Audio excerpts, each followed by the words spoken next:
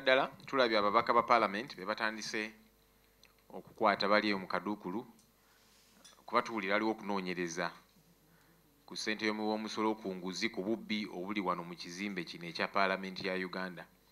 Weewaawo kirungi okunoonyereza bwe kuba kutandise naye efe abamu tetugenda kukyamuukirira kaakati kubanga twabiraba ne mu mabaati baakwatayo abamu abanene bo ne babaleka.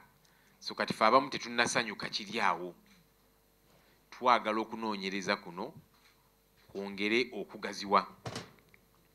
Nze mu kulaba okwange obuzibu bwa paalamenti yaffe eno obutandikira mu Parliamentary Commission ke kakiiko akakulu akatwala paalamenti ya Uganda eno, akakiiko kentuulako. Akakiiko ako si keerufu, ebikolwa byako si birambulukufu. Mpandikidde sipiika ku makya ga leero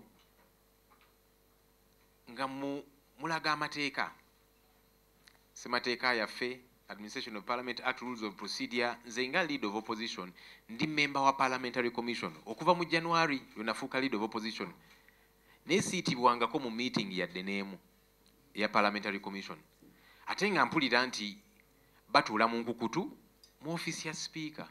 Ayita ba backbench commissioners abo naga nti kati eno ku Parliamentary Commission ne basalawo bye basazeewo ku ssente empitirivu.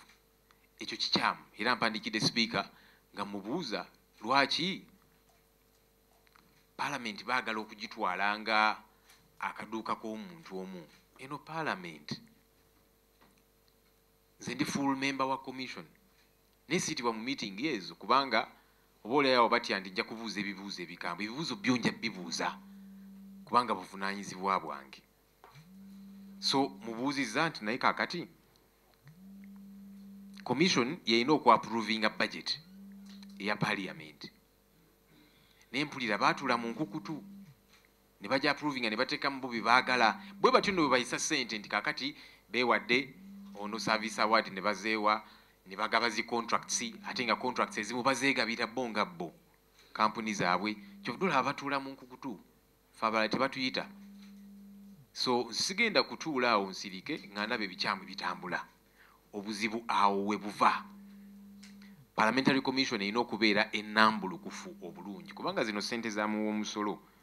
So speaker mubuuza lwaki siitibwa mu commission meetings zino, lwaki bayisa ebintu ebyenjawulo ne bawa abakozi bangi emirimu abamutuulira baŋŋanda zaabwe naki, lwaki nze tebampita mu meetings ezo ate nga ndi full member wa commission ne beegabira zi contracts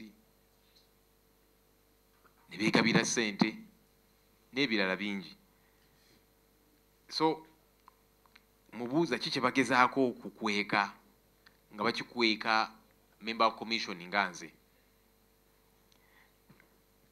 Commission oba ne parliament yaffe eno bw'eba yakutambula bulungi mu ngeri ennambulukufu erina okubeera accountable.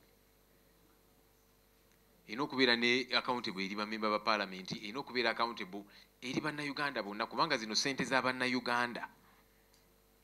Kyennyamiza abamemba abamu bantuukirira munnange n'aba NRM kabangamba naye komiti zaffe teziyambiddwa kimala kukola mirimu gya committees zino. Wa komiti zino gende eyo oba mu zi districts okunoonyereza ebintu ebyenjawulo naye olusi baba baagala ne zi costas oba kyogenda kutambula ne bagamba tewali ssente. Kati tewali ssente kuddukanya mirimu gya committees naye waliwo ssente buwumbi na buwumbi eza corporate social responsibility owa speaker wa parliament.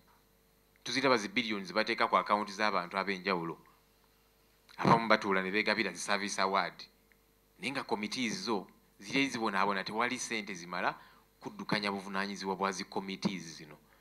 Kati ze ŋŋamba nti kino kikyamu era tetugenda kikkiriza.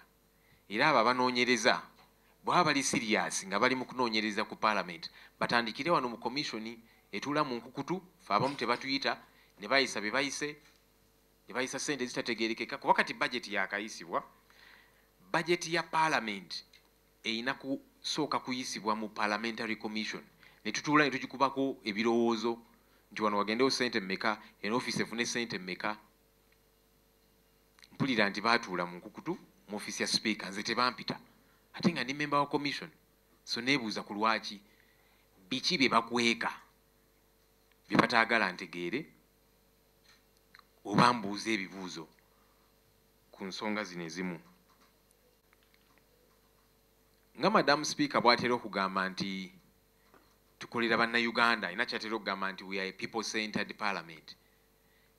Ekyo tukirina kubeera just kigambo kukyogera kusanyusa bantu. Tubeera tutya people-centered parliament nga tetuli accountable eri abantu, nga tetuli beerufu, nga tetuli balambulukufu, ng'ebikolwa byaffe bya mu nkukutu. Olaba kati obikweka naffe bammemba ba commission, kati ani anaategeera ekigenda mu maaso ku ssente y'omuwoomusolo?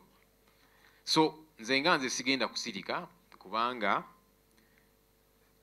abantu bano siri leader of opposition kubanga baagala nnyo mbumbeere, nedda si be bannonda. Abantu bannakawa baasooka okunnonda nenzija mu parliament, kibiina kyange ne kinsindika okubeera leader of opposition. So siriiwo lwa kisa kya muntu yenna.